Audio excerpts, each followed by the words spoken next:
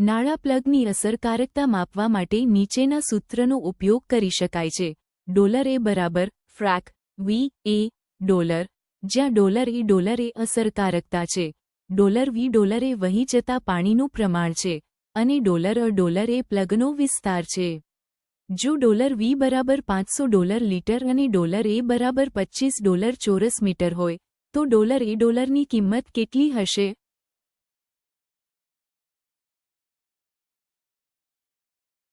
સાચો જવાબ છે 20 લીટર પ્રતિ ચોરસ મીટર.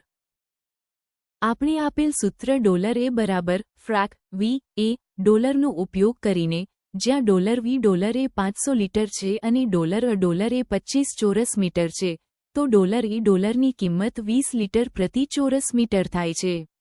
આનો અર્થ એ છે કે પ્લગ દ્વારા દરેક ચોરસ મીટર પર 20 લીટર પાણી વહે છે.